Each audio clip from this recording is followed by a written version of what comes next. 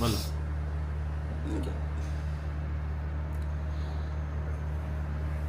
আমি একটা স্বপ্ন দেখলাম যেখানে অদ্ভুতভাবে আমি আমার একটা পুরনো আমাদের কোনো বাড়ি দেখছি, যেখানে জেঠিমাও ছিল, আমার জেঠিমা ছিল, আর পুরনো আলমারি সব লাগা ছিল। আমি দেখে ভাবছি এইগুলো পুরনো আলমারি কোথার থেকে এলো। ফের মনে মনে এলো হয়তো তিলকনগরের বাড়ির থেকে বার করে নিয়ে এসছে। ফের কুকুর বেড়াল ঘুরছিল, কুকুরও আছে বেড়ালও আছে, বেশ ভালো, আমার কোলে উঠে ভালোবাসছিল। ওর পরে সবাই দেখছি একটা জোগাড় করছে। আর একটা কাজের নয়, একটা লোক ছিল যে আমার সঙ্গে বললো চলো বাইরে গিয়ে, বাড়িতে তো লোক আসবে, চলো গিয়ে নিয়ে আসি। এই বড় বড় জামুন নিয়ে এলাম, জামুন কিনে আনলাম। এইভাবে আমার বাবার পছন্দ। ওর পরে কাঠের ওই দুটো পাটওয়ালা দরজা, দরজাটা বন্ধ করা হয়েছে। ওর পরে আমাকে বলা হচ্ছে তৈরি হয়ে যা। আমি তৈরি হচ্ছি। ওর পরে হঠাৎ আমি দরজাটা খুলে দেখছি একজন এমনি কেউ গেল। তা আমি দেখে মনে মনে ভাবলাম কি এটা আমার শাশুড় মশাইয়ের মতন দেখতে কে করে কেউ গেল। আমি পুরনো একটা টুপি পরে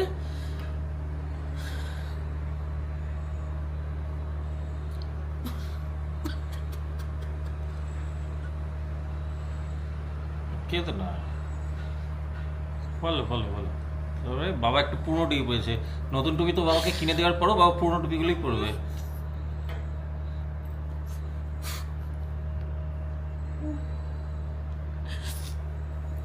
পুরোনো স্টাইলের, বেশ ভালো টুপিটা, খুব পুরোনো নয়, পুরোনো আচ্ছা স্টাইলের চেক্স আচ্ছা, ওয়ালা একটা, ক্লাসিক ক্লাসিক টুপি। হ্যাঁ ব্রাউন রঙের একটা কিনে দিয়েছিল না, কেমন গোল্ফ ক্যাপ টাইপস, হুম।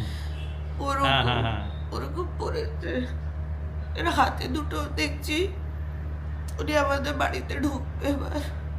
হাতে দুটো ব্যাগ আছে, পেপার ব্যাগ, সুইগি জোম্যাটোর ব্যাগগুলো আছে, ওটা নিয়ে ঢুকবে। আমি ডাকছি, এলাম আপনি আমার শ্বশুরমশাইয়ের মতন। আসছে, ভেতরে আসছে। আমার বাবাও তৈরি হয়ে বসেছে। একটা টেবিল সোফা সব রাখা আছে, ওনার সঙ্গে কেউ একজন আছে, আমি ওনাকে চিনি না। আমি দেখে ওনাকে জড়িয়ে ধরেছি দরজাতে। এলাম বাপে আপনি কোথায় চলে গেছিলেন। খুবই লাইভলি হাত দিতে পেয়েছি আমি ওনাকে। তো উনি একটু ওই হয়ে যাচ্ছে, ঘাবড়ে যাচ্ছে, বলছে বলে কে কে কে। আমি বললাম ভাবি আমি আপনার ছোট বউ, আপনি চিনতে পারছেন না? তো চিনতে পারছেন না। এলাম আপনি কোথায় চলে গেছিলেন, আপনি চলে আসুন, চলুন ভেতরে চলুন। আপনি করে জড়িয়ে ধরছি। আমি বললো আচ্ছা আচ্ছা ঠিক আছে ঠিক আছে, তুমি আমাকে এই জিনিসগুলো নাও। আমার হাতে জিনিসটা দিল, কি জিনিস? এই ব্যাগ ছিল হাতে, ওইগুলো আমি খুলে আমি নিলাম। আর ফের একটা সোফাতে বসা হলো। ওর পরে আমার বাবা আসছে, একটা হালকা সবুজ প্যান্ট, হালকা না ডার্ক বটল গ্রিন প্যান্ট আর ওই শার্ট পরে আসছে, হোয়াইট শার্ট পরে ওয়াকার নিয়ে আসছে। তো বাপি দেখে বলছে এই বাবা আপনি হাঁটতে পারছেন না আর আপনি ওয়াকার নিয়ে চলেন?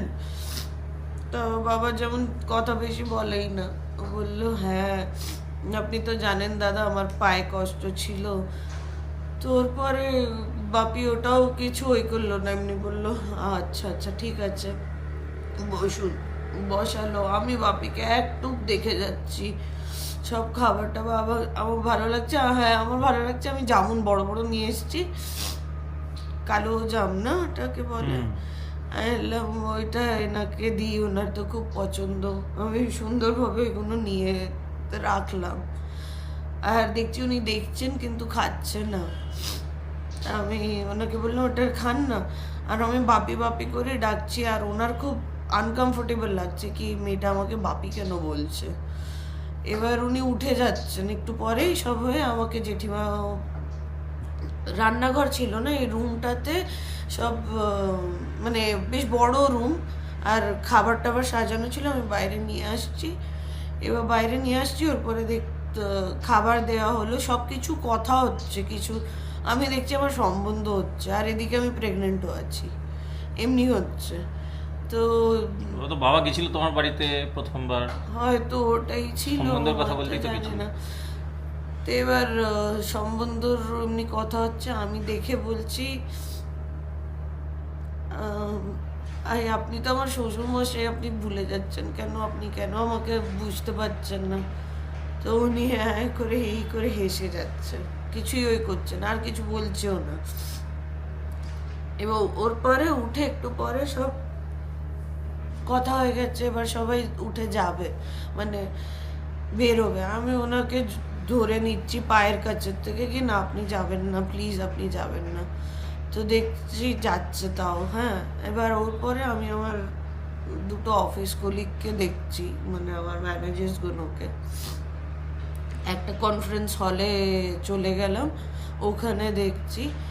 এবার আমার একজন ম্যানেজার অন্য বসকে কিছু বলছে, আর ওখানে দেখছি বাপি স্যুট বুট পরে আছে, স্যুট বুট পরে বেশ বসে আছে। ওর পরে আমার বস বলছে এই এই কাজ আছে। তো অন্য একটা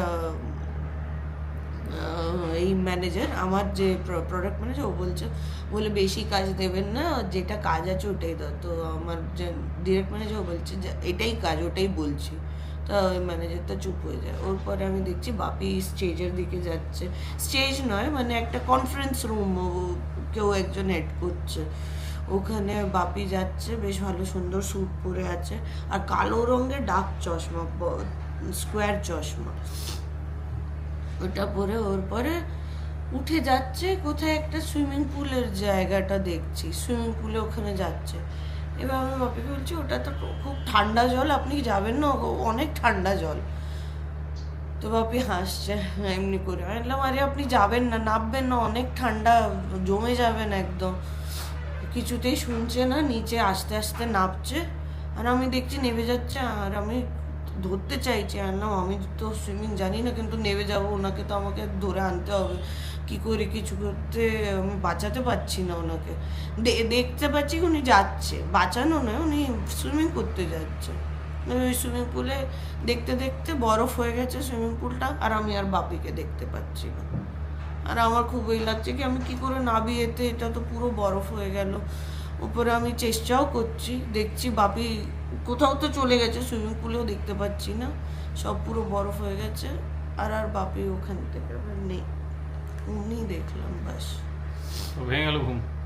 হ্যাঁ, দরজাটা খুললে আমি তখন, এটা সকালের ওই উপরে ঘুম ভেঙে গেল, কিন্তু খুব বেশি লাইভলি দেখলাম একদম। আমি বেশ ভালো, বাপি একদম পুরনো স্টাইলের প্যান্ট শার্ট পরেছিলাম, আমি একদম এমনি জড়িয়ে ধরেছি, আমার পুরো হাতে পায়ে ফিল করেছি আমি কি বাপিকে জড়িয়ে ধরেছি, আমি খুব সুন্দরভাবে জড়িয়েছিলাম। উনি খুব ওই আনকমফোর্টেবল হয়ে যাচ্ছে, কে মেয়ে একজন আমাকে এরকম করছে, কেন করছে। আমি বারবার বলছি আরে আপনি শ্বশুরমশাই আমার, আপনি চিনতে কেন পারছেন না, আমি আপনার ছোট বউ। শুধু দেখছে আমাকে, খুব মিষ্টি মুখে দেখছে, কিন্তু কিছুই করছে না। ও হ্যাঁ, ঢুকেই আমাকে ওই যে ব্যাগে দিল, ওইতে বলছে এটা তোমাদেরই এখানের চানাচুর এনেছি, আমরা আসছিলাম তো আমি আসছিলাম, আমি চানাচুর দেখলাম, তোমার এখানেরই চানাচুর এনেছি। তো আমি হেসে ওটা জেঠিমাকে দিলাম, বেশ ওইটুকুই দেখলাম। অনেকটাই দেখেছে, ভাঙা ভাঙা কেমন এই যে ওখানে শুনছে।